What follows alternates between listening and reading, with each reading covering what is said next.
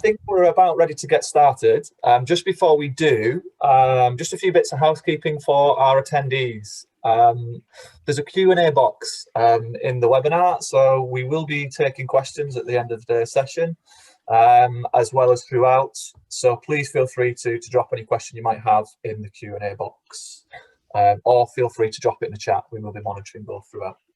Yeah, we'll also be running some polls throughout the session, so please do interact with that because it'll help us to glean some information about you guys as well.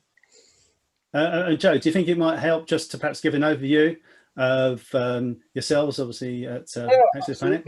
Yeah, absolutely. So anyone who's not aware of who Access Planet is or are, we are a software house based in Lancaster from the northwest of England. We sell one thing. It's a training management solution, and the idea behind it is to streamline and automate all the business processes behind your learning or training, everything from that first interaction with a potential client through to delivering the course, through to after course care, evaluation, certificate reporting, and so on. Brilliant stuff. And really from a NewSpring's perspective, trainers and training providers use NewSpring to create and deliver like powerful learning results with a unique retention training with a memo trainer. That means from a delegate's perspective, it's a relevant learning journey that is personalized as a memorable experience.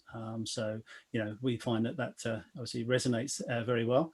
And so today, we're looking at this blended learning masterclass. And 5 strategies to get started. As you can see, we have a illustrious panel of cooks from that. And really, what we're looking at is, what is blended learning? And I'm sure through this whole process today, our interpretation of that may change. But if we just perhaps set the scene for today, that blended learning is a rich mix of learning interventions, which takes place both on and offline. I think if we leave it like that and we can then build upon that as part of the session today. And basically you can see that we are going to be using the metaphor of cooking. You may have heard us talking previously, but please stay with us, and obviously hopefully you'll be surprised by the final bake. So I would like to perhaps open it up, and the way that we're going to go through today is perhaps look at it from like a scenario perspective, and really to look at this first, the outcome. What is a good bake? So from my perspective, I was informed that I had to do a training session today.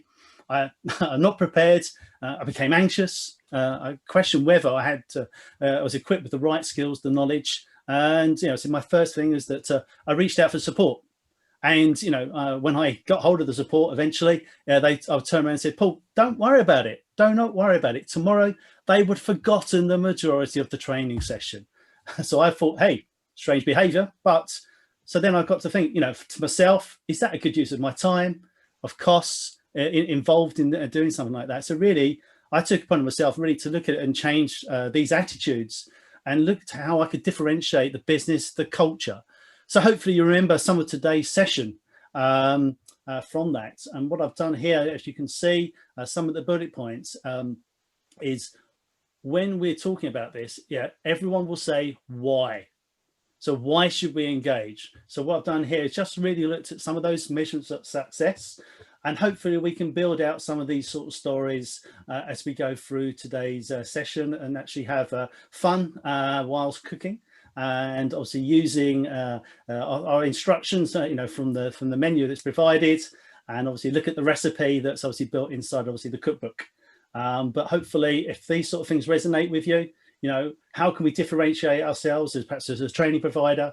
You may be looking for savings. If you're looking at it from a learning perspective, you may be looking at either time to competency as well. So hopefully you can have some takeaways from this, literally, using the food analogy. So yeah, let's have a good bake, and more than happy to take some questions obviously throughout. Should we get a little bit of information on our attendees at this point? I think it's really good to understand obviously the audience. So yeah, that'd be really good. There we go. So if people can respond to our poll, then that would be much appreciated. Yeah, I think it's probably at this point it's always good to say that there's no such thing as a free meal. So hopefully everyone's able to respond.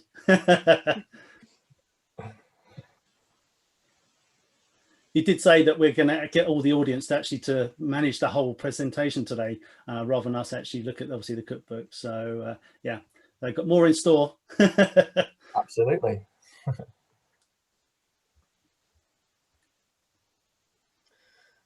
Okay, cool. So if we just share that poll with our attendees, so we've got a nice blend of different role sets within the audience today.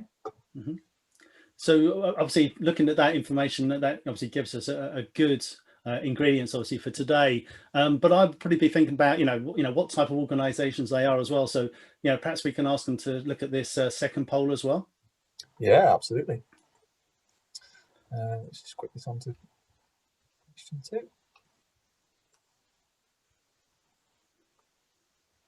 Just bear with me. Yeah, no problem at all. So, I mean, if we look at this is really, from my perspective, making sure that we understand the audience that we're actually cooking for, and obviously the ingredients, obviously, that will be most prevalent to these people that was going to walk through the door and obviously enjoy the meal today. So thank you very much, obviously, participating and providing responses in the poll. Yeah, we're almost there with our second poll. So it's quite exciting. It's like going back to the American election, isn't it? Seeing these results flying in. Hopefully, it won't take us a few months to sort it all. Yeah, I might say mine in the post. Okay, cool. So, do you know what? That's quite interesting. Look at how even that spread is between instructor-led and already offering blended learning approach. So it's quite interesting stuff. Yeah, it looks like a perfect sandwich. Excellent stuff. So yeah, thank you very much for that. So I think that helps us obviously build the theme for today. So we obviously looked at the introductions, and now what we're going to look at is obviously how we break that down to make it meaningful. And we see that as a journey of exploration from that perspective as well. So I think what we do, I'm obviously conscious of the time, so I think what we do is now perhaps open up the cookbook and see what we're going to actually have here. So really opening up, what takes your fancy. So from my point of view, I think it's important to look at it from a training provider perspective and build on my experiences as well. So I had the privilege of working for the Fire Service College as a training provider. They were very much focusing on leadership, knowledge, skills, aptitudes, with an interesting mix of technology solutions from the learning and development fields. I can certainly attest to that as well, Paul. I've done some work with the Fire Service College down in Moreton Marsh. What a beautiful campus they have down there. Yeah. Certainly some really groundbreaking training going on there as well, and definitely one of the most complex kind of organisations that I've ever supported. Yeah. So really for today, obviously to look at what we're going to be cooking up is about me using my experiences, but I think it's important that I'm looking at both from a training provider's perspective and also from a technology perspective as well. So that's why I just wanted to make that reference from that point of view and make sure we don't burn anything on the way through. So one again is now we'll look at a situation. What takes your fancy? So the situation that we're going to be using today, I was working as obviously a training provider, and we were looking to formulate a differential in the marketplace. The challenge was to reduce the current course duration from 12 weeks to 9 weeks. Historically, we had instructor-led activities requiring considerable resources, equipment, and multiple instructors. It was a competency-based against the national occupational skills and evidence-based inside the standard operating procedures. So looking at it from a business perspective, a business metric, it was very much about saving in the course delivery. Another business metric was the dropout rate of delegates. And then a really important critical point of the actual learning, it was a collaborative team exercises. So if we were short, that was an issue for us. So we then had to call upon obviously the scheduling team to release personnel from other duties. So it was a double impact on revenue because if you look at it from a learner perspective, I'm looking at the time to competent. So have an engaged delegate and then for a successful course completion. So these were the sort of really the criticalities that we were looking at. If you can imagine though, it's like, where am I starting? So always think about it if you've got a map. So I know where I am today and I know the end objective. that I need to achieve. So whether it be a job-based tasks, operational frameworks, or competency conditions that have been applied to that, you know, it's really important. But equally important is that we have a map, and I don't mind openly admitting, if I've got a map, sometimes I do get lost. Things do not always go right. And so as long as you're putting mechanisms of feedback, that is so critical when you're looking at a very much a blended approach, to have valid and constructive feedback, because you will need to do fixes from that perspective as well. So make sure you're equipped. And another key point that, you know, at this point is really critical to engage not only the delegates, but the business sponsors, the stakeholders, the instructors and the line managers, because everyone has an equal part to play. And that's really what I wanted to sort of encapsulate, and obviously look at the tips that we provide. You know, small steps, big impact. You know, don't think about a massive change in the cultures overnight. You know, you've got to be very much conscious of your culture, but equally have a map and a direction of that travel.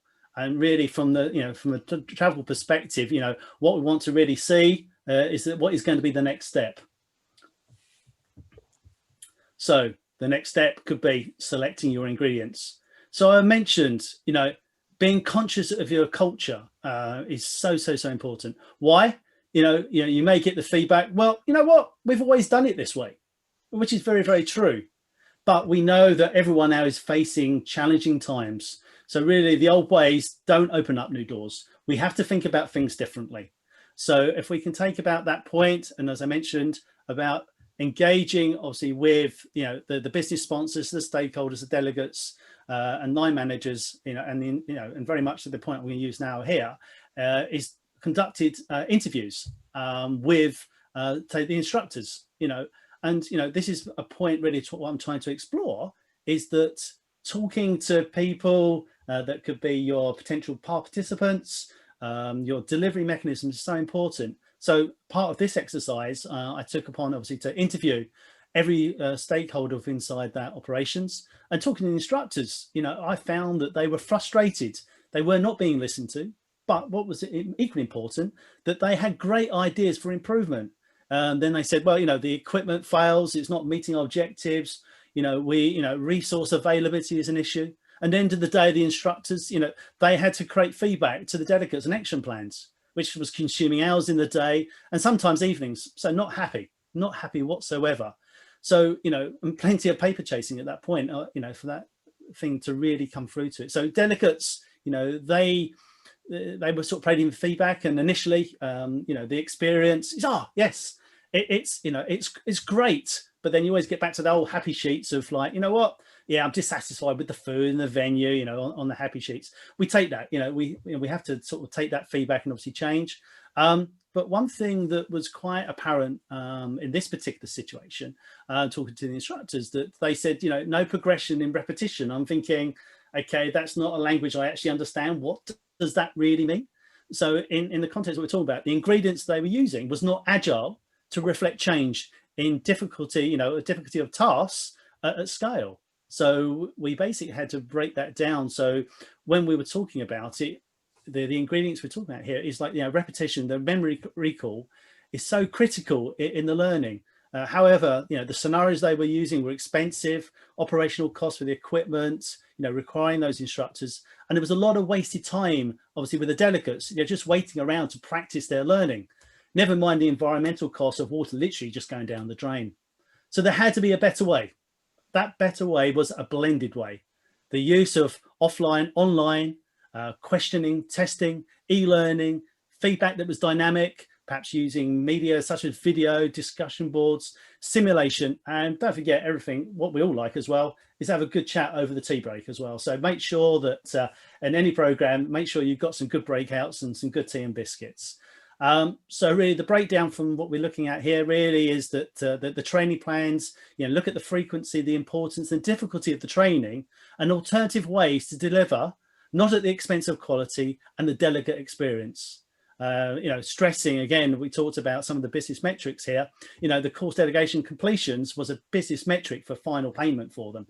So ensure that you've got an engaged delegates on your program. And again, as you can see, looking at the points. Do you know what, Joe? You're too eager again with the cooking, mate. I'm sorry, I just don't know what's going on here. But if you just take to the point with the tips, just take some further reading and research around the 70-20, obviously from the Institute with Charles Jennings. There's some really valuable information that I urge you to look at, obviously, when you're taking this journey. So I'll push it back to you now, Joe, with that next poll. Yeah, sorry about that, Paul. A bit quick on the uptake there. One thing that that you mentioned there that I think is really, really central, and certainly something that Access Planet are always consider best practices, to include your facilitators, those people that are on the ground delivering those courses day in, day out. Mm-hmm. You're not including those in that bake, then you're really missing out on that kind of vital information from them. So that's certainly one of the takeaways that I took from that, and as I say, definitely something that Access Planet encourage all of our clients to really kind of engage with their facilitators and service providers. It's some of my customers have had like really, really good feedback from their tutors, and been able to implement those changes really quickly. Yeah, it's really about best practice.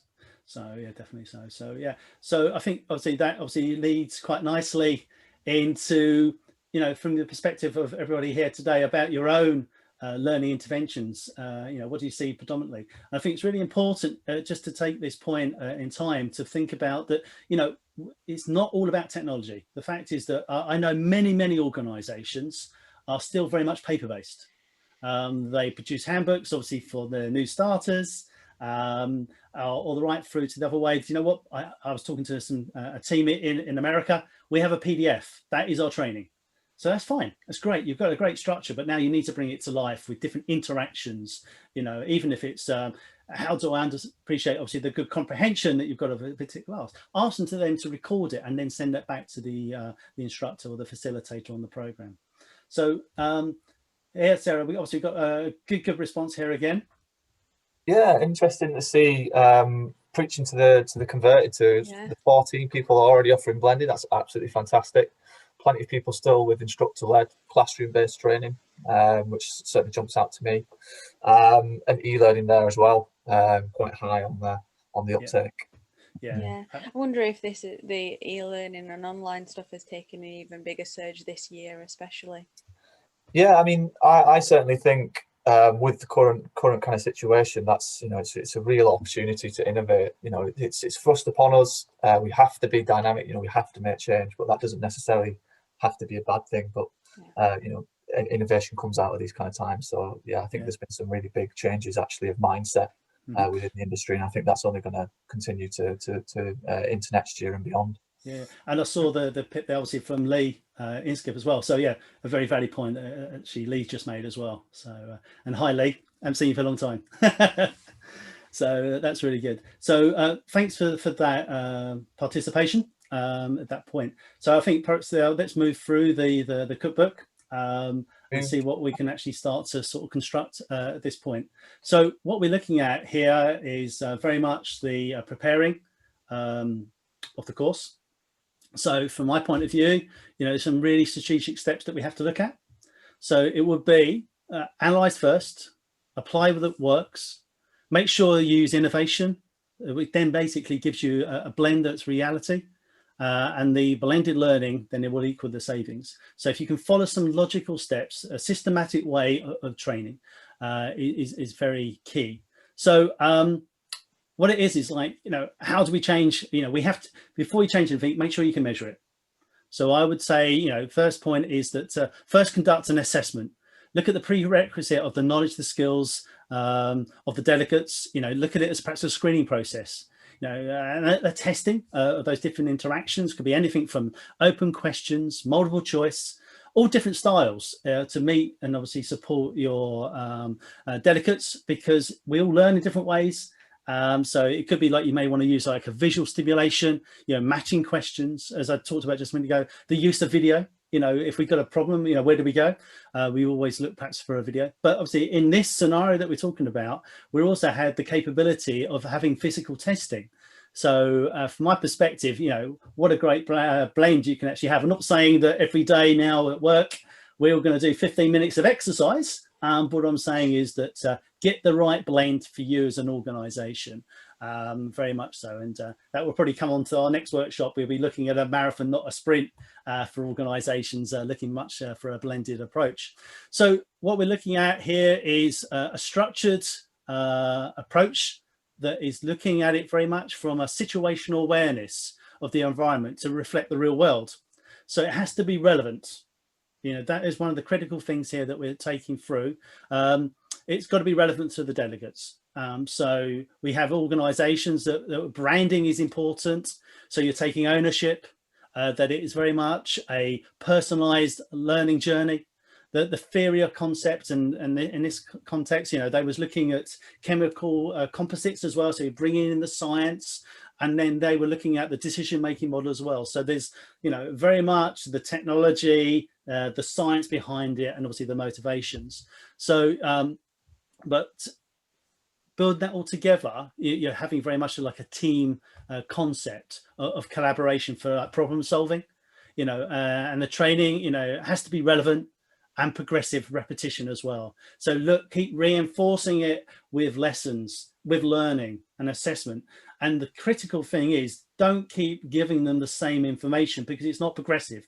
So look at the dynamics of it actually working to reflect the progression of their learning, because they're all working towards an end goal. It could be certification, it could be a compliance requirement for an organization. So make sure that your end goal reflects the learning pathway of those individuals. It's meaningful and it's personalized. So I would take away, you know, one tip, and obviously several tips again, is to build into the delivery that is personalized, adaptive, you know, and social communities, as you can see, was very much listed in a global survey most recently with the LPI. So again, you know, look at the tips at the bottom of the screen and really have a look at that and make sure that if it's reflected to yourselves, that you're aware of it and see how you can actually apply it. And really, you know, we're getting to a point here where, do you know what? I want to start spicing this up. I want to add more flavor.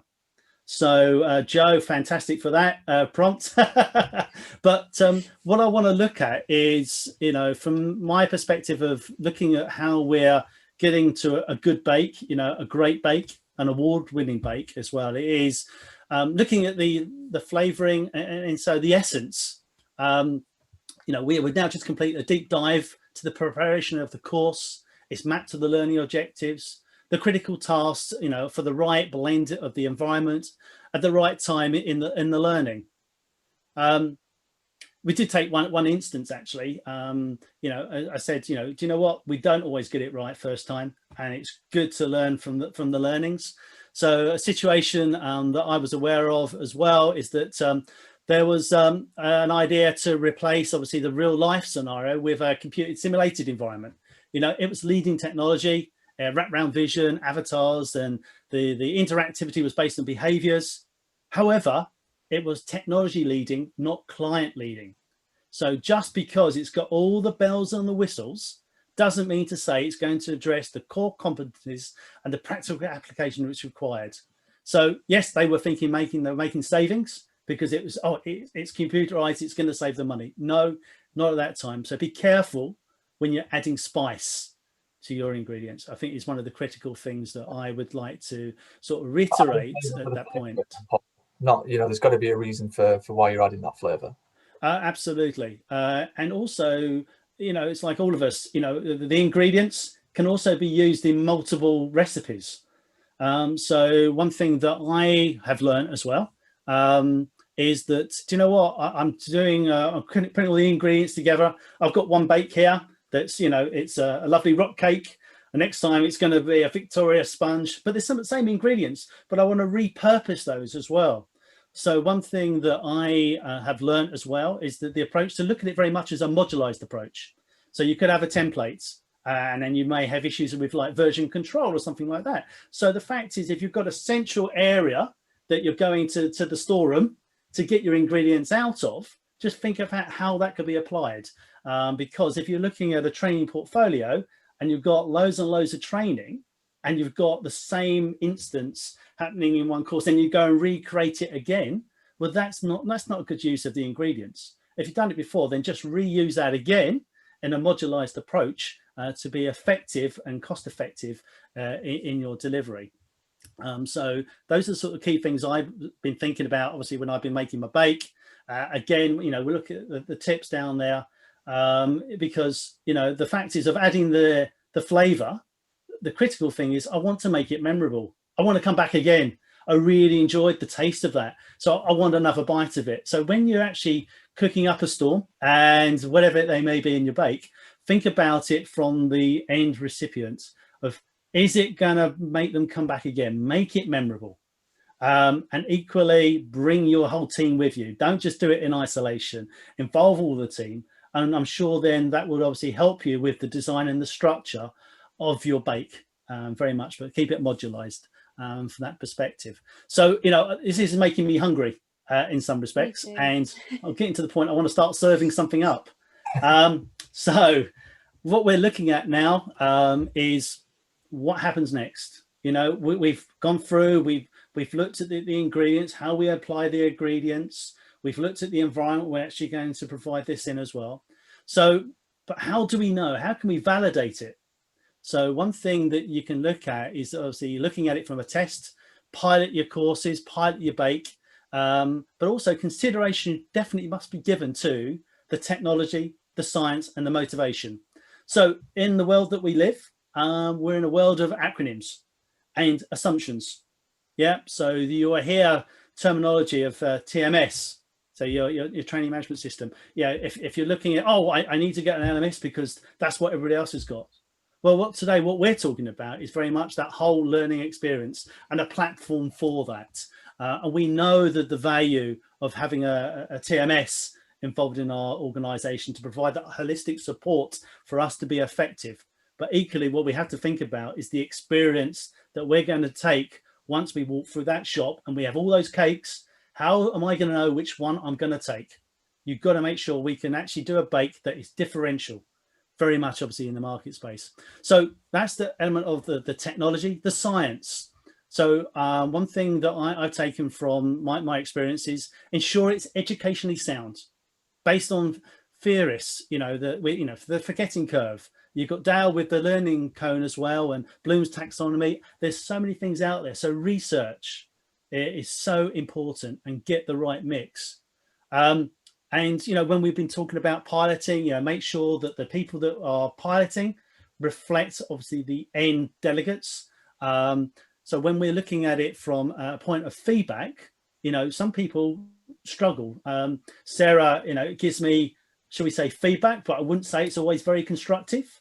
I'm hurt. I don't know how to deal with that feedback. So what I want to think about it is, what tools am I going to give the people that will be testing this out? I want constructive feedback. I don't want to say, do you know what, Paul, you've got a soggy bottom. That doesn't help for me. So really, from my point of view, look at it and structure it out from a behavioral, a situational, and the impact, and look at those criticalities, and then look at that also from a constructive point of view. And don't, as we said before, don't think it's just the recipients. You know, look at the managers, look at the line managers, look at the senior management team as well. Get their inputs, because they will have a different view, as we talked about the business metrics against the learning metrics. So I'm just starting to get to the point where, well, we talked about the main things, but the other thing that is so important and sometimes does get overshadows is motivation. So technology, great, get the science, it's educationally sound, but what is the motivation for doing this? So, and what we could say is the motivation for me as an individual, I'm a delegate on a course. My motivation is I need to get that certificate. I need to get that badge of honor. But equally, think about it from the business perspective of the reason I'm doing that is because I need to be a differential in the market space. It's a very competitive market space. I need to ensure that that's meeting the criteria for me with this investment. How do I change my cultures? How do I bring in a differential? And how do I make it memorable? So memorable is just not the learning experience, it's the experience of an organization. We look at it, you know what? I went to that shop and that was a memorable experience. So that's so important. So what do we sort of take from that is that the feedback is so important throughout. It is one of the critical elements that we need to reflect and how we build and how we spend time building a successful project. So I would like to sort of probably come to a point where I've probably been doing quite a lot of the talking.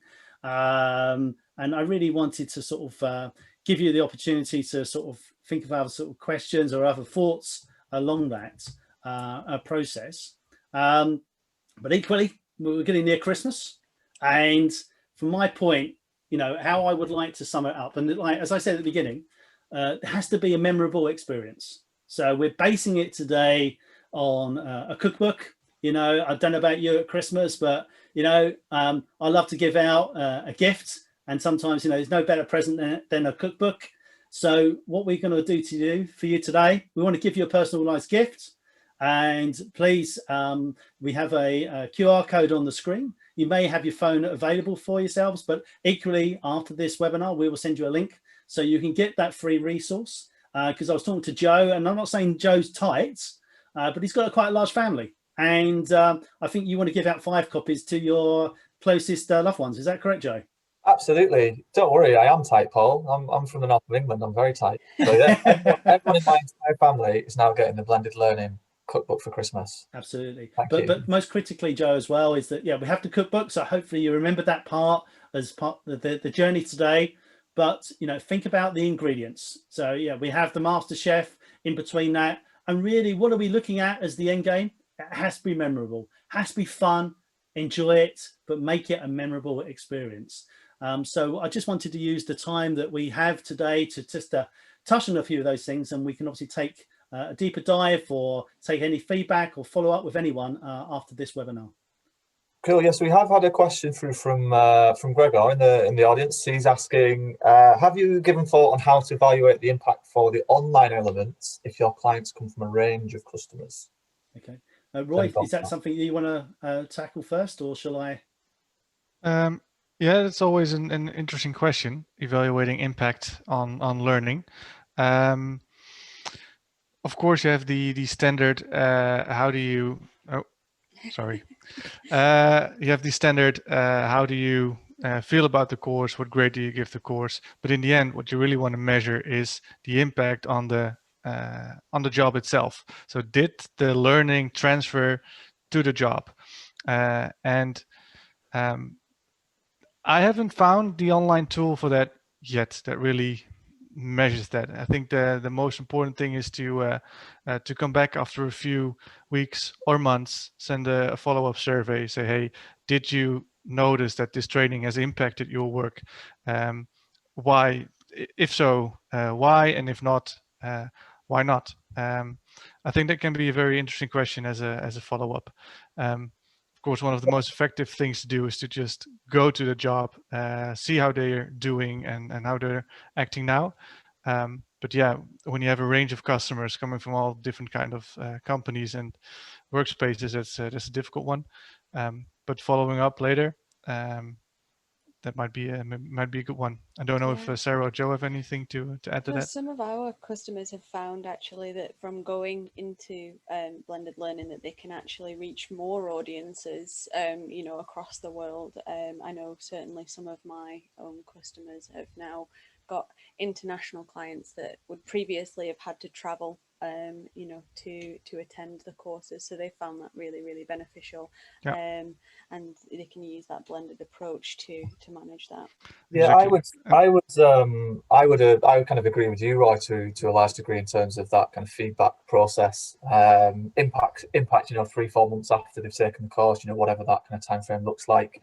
I would also strongly recommend a PreCourse survey. So you can, if you use something like a Likert scale style questioning, you can ascertain the level of understanding before the course, and then after that course, you can compare and contrast the results. If their understanding's gone up, then you obviously know that the bake's good. 6 months later, you'll remember, you'll see how memorable it was. If that's dipped, that's just an opportunity for you to go back to that client with a different option for them. And if it hasn't, if it's still at that same level of understanding, then it just gives you an opportunity to sell them another cake or another bake. Yeah, And an important one is also to let people think about the things they want to achieve in a training beforehand. So ask them before the training starts, what is your main learning point for today?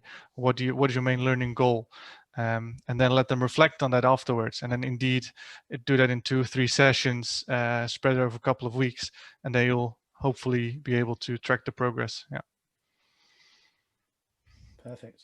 Yeah. One point I would just add on as well, just after the event, just look at the frequency of contacts as well to make sure you're reinforcing the learning. It is really, really important as well, because you put the investment in for the learning, but obviously then you want to look at that retention element as well, because we always talk about the transfer of the knowledge back into the workplace. So look at mechanisms that will look at the frequency element of pushing relevancy to that individual. And also we talked about the medium of e-learning, but that could be any form of a training resource. Yeah, we've got another quite interesting question come through from the audience. Just before we move on, we have had a recommendation for anyone who wants help with this. It's the Phillips ROI model, which if you Google search that, you'll get some insight into kind of measuring that. Question for the group: how important would you say the use and choice of software is on the success of a blended learning strategy? It's very important, I would say. It's and especially the use, and that's what Paul also talked about in the beginning. Talk to your people. How would they use a platform like that? What kind of learning would they prefer? And then you can also base your choice of technology on that, together with the learning objectives you have defined, together with the taxonomy of Bloom, for example. If there's a lot of evaluate or create that needs to be done by your learners instead of the knowledge absorbing, then it takes a very different tool to facilitate that kind of learning. So it's really important to know what kind of learning am I going to do, what do my delegates feel comfortable with, and then make your choice based on those things. Mm-hmm. And one thing I was thinking about as well, Roy, is the whole element of how it progresses as well. So the difficulty element within inside of that sort of concept is quite important as well, because if it's repetition of just learning the same stuff, yeah, that's great, but it's how I progress myself through that, because I'll be looking at it from a professional development perspective, both from how I perceive obviously in the workplace, but also my own personal learning as well. Yeah, and there's the blended learning strategy that was specifically in that question, and I think that's also a very relevant one, because you really want to blend your learning. You have the virtual classrooms nowadays, you have the online learning, but you also want to make the online learning come back into your virtual classroom, and you want to reflect on what happened on the online part. Mm-hmm. So getting a platform that really can integrate those two things and it's really really helpful, I think. Cool. So this is quite a contentious one. So looking at, you need to rank these three things in terms of importance. It might be quite difficult. Number one is content. Number two is delivery technology and styles.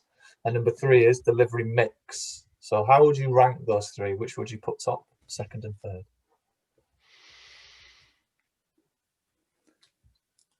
It's a difficult one, that one, isn't it?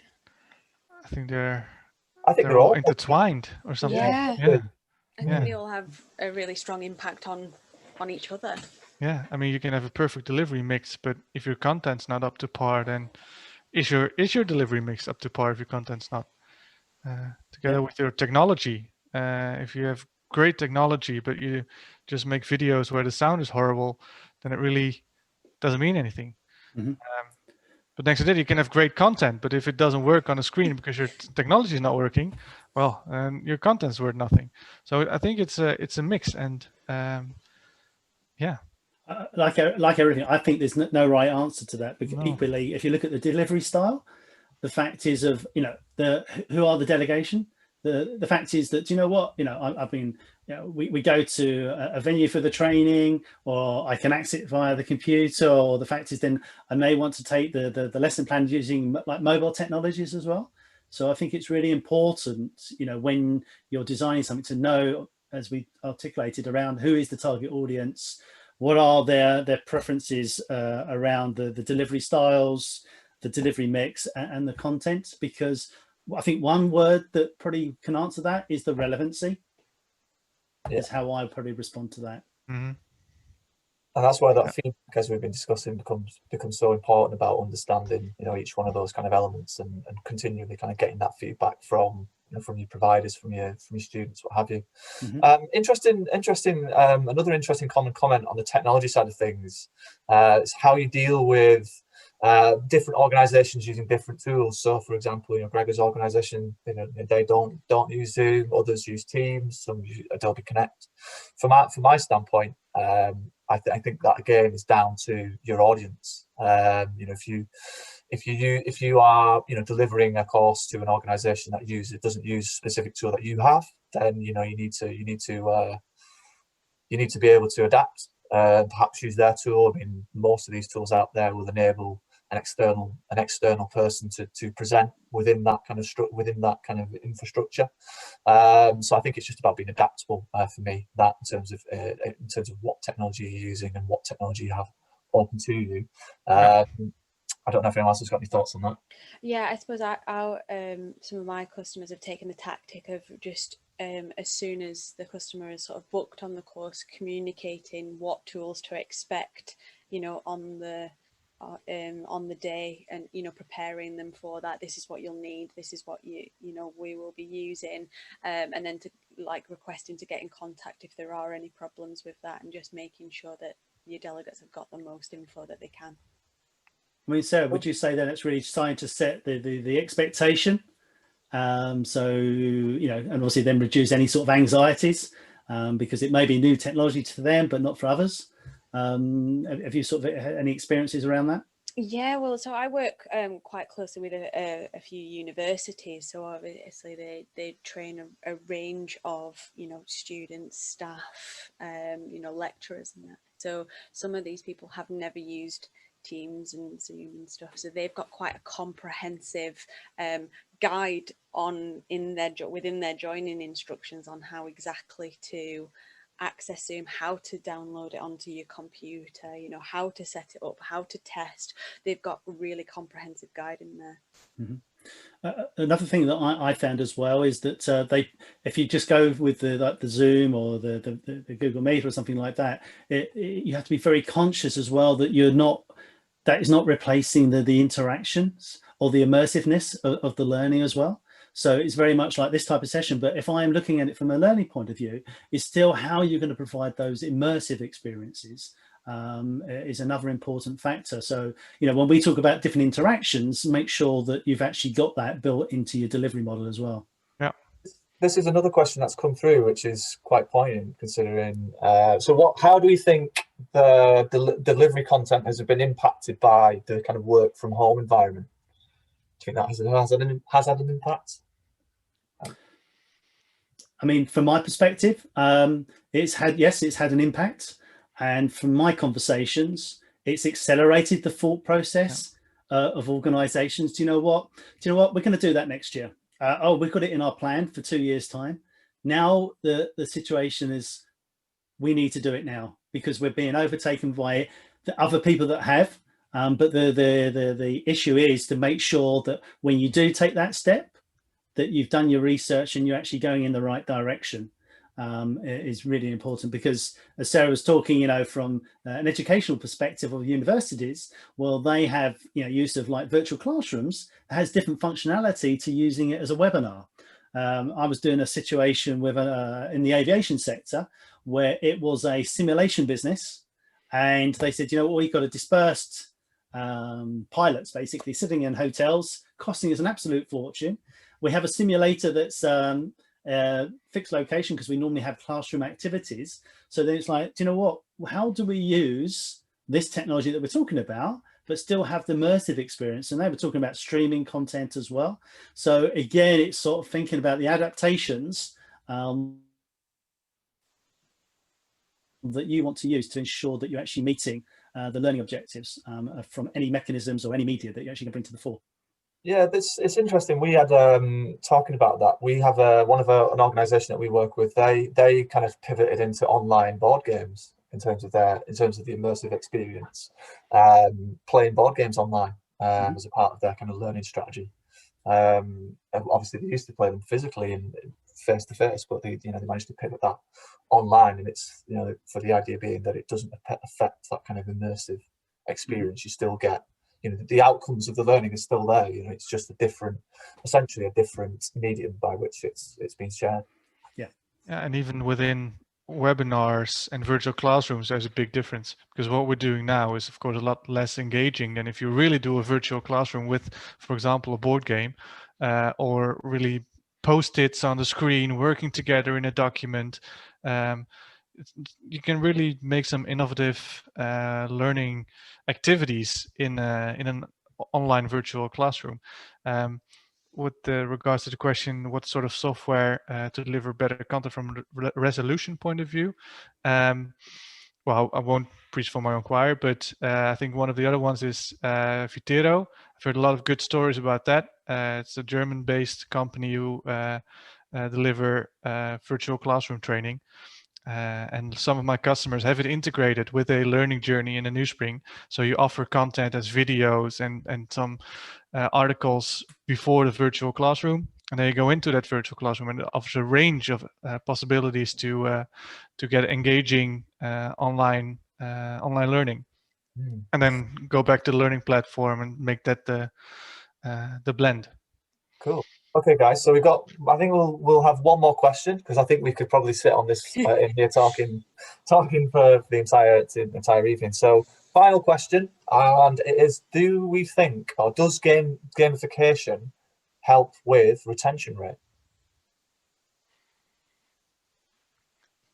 I think gamification is really good for engaging with the content and for external motivation, getting level up, getting bonus points, receiving I don't know, small gifts when you achieve something. It keeps people engaged, and if your content is up to par, then I believe that it can also help retention, because people will probably practice more with your content since they are more motivated, because they want to have those level ups, for example. I mean, you see how, for example, Duolingo works with those levels and with those points. I mean, people are hooked, just want to play it all day long, not only because it's so much fun to learn a language, but also because you just want to get into a higher level, get that streak. Oh man, that streak. I've heard people saying, I've got a 100-day streak on Duolingo. I mean, that's a gamification element, and it doesn't really necessarily contribute to the learning, but it does because people just want to have that streak. So yeah, I think not directly, but it definitely helps. Yeah, I think it's quite interesting in compliance as well, in terms of something that you were talking about, Paul, that kind of speed to compliance, gamification. If you can keep people motivated and keep that retention, then it can really help kind of expedite that retention. That speed to compliancy. One final kind of sub question, or just to tack on to the end. I did notice quite an interesting comment in the chat, which was, how do you think? What about learners with limited digital skills? So how do you think that? How do we help people with those kind of limited digital skills? I personally think something that Sarah mentioned a few minutes ago is really key for this, and that is preparing your learners for what they're going to experience within those sessions. Exactly. And that is how you communicate with them, making sure that that they're aware of what they need, what's going to happen, how it's going to flow. I don't know, Roy, you seem to think the same. Is that right? Yeah, I also think it's really important to prepare the way that people should enter your virtual classroom or your learning platform. Provide them with a handout that says, do these and these steps to join. Give them a screencast saying, all right, I'm going to talk you through it. If you click this link, this will open up. Click on this dialogue.